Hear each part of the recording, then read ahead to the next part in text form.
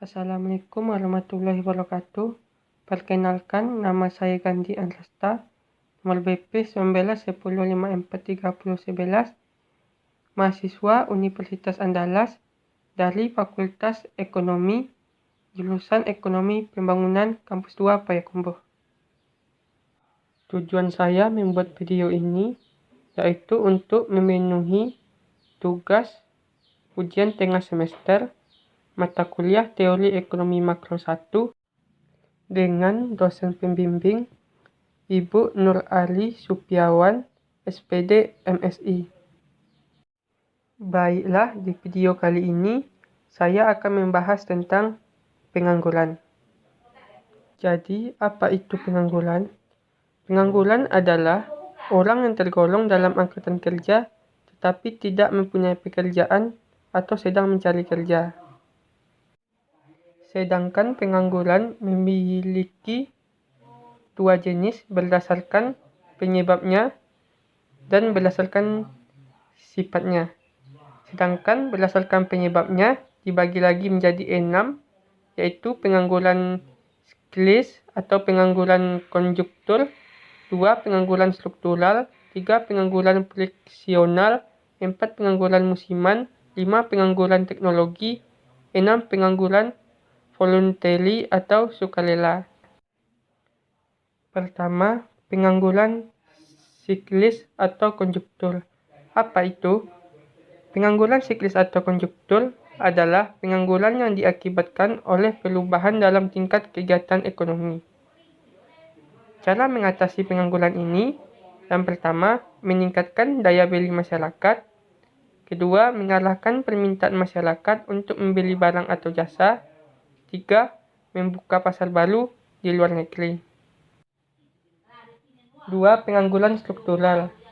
Pengangguran ini adalah pengangguran yang diakibatkan oleh perubahan struktur ekonomi suatu negara.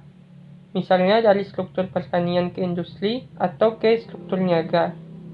Sehingga tenaga kerja di bidang pertanian tidak dapat bekerja di bidang industri karena keterbatasan keterampilan.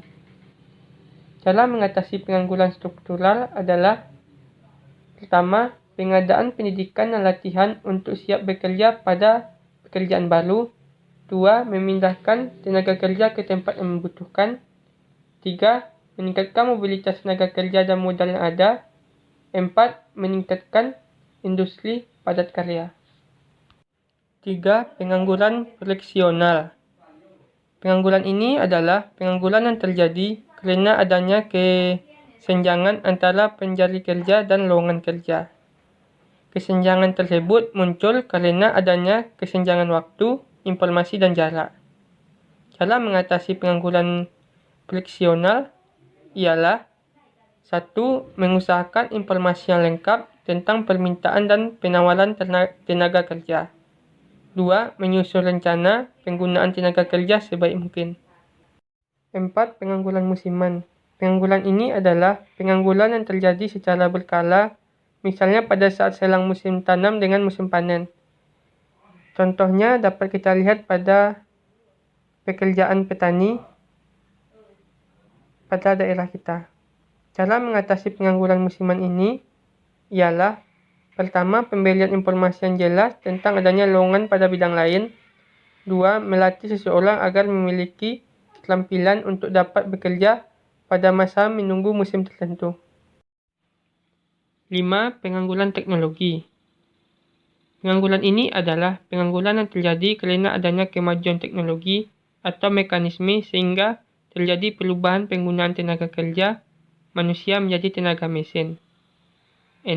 Pengangguran voluntary atau sukarela.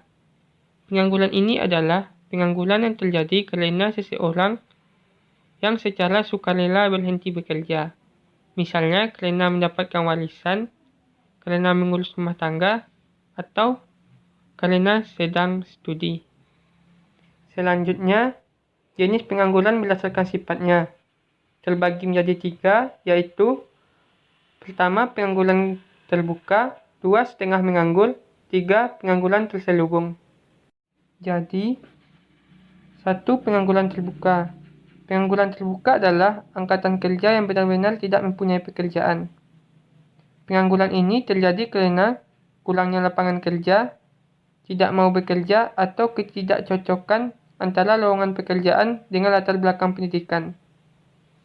2. Setengah menganggur.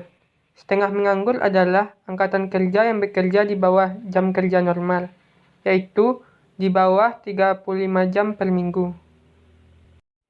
3. Pengangguran terselubung. Pengangguran terselubung adalah angkatan kerja yang bekerja tidak optimal sehingga terjadinya kelebihan tenaga kerja. Tingkat pengangguran.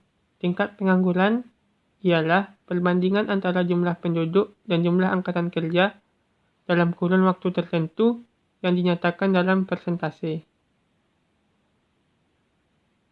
Kedua, jumlah pengangguran dapat dicari dengan jumlah angkatan kerja kali 100%. Selanjutnya, penyebab pengangguran. 1. Jumlah angkatan kerja tidak sebanding dengan jumlah lapangan pekerjaan. 2. Ketidakseimbangan permintaan dan penawaran tenaga kerja pada suatu tingkat upah tertentu.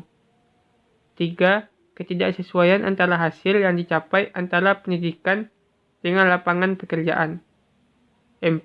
Ketidakseimbangan kebutuhan jumlah dan jumlah tenaga terdidik dan penyediaan tenaga terdidik. 5. Ketidakseimbangan penyediaan dan pemanfaatan tenaga kerja antar daerah. 6. Kualitas sumber daya manusia masih rendah. 7. Perusahaan yang menutup usaha akibat krisis ekonomi atau keamanan kurang kondusif.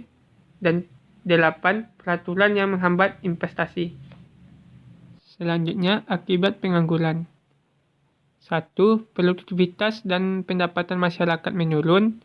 Kemiskinan meningkat, daya beli masyarakat menurun, permintaan hasil produksi menurun, investasi rendah, pembangunan ekonomi terhambat, dan pertumbuhan ekonomi terhambat. 2. Menimbulkan ketidakstabilan sosial dan politik di suatu negara.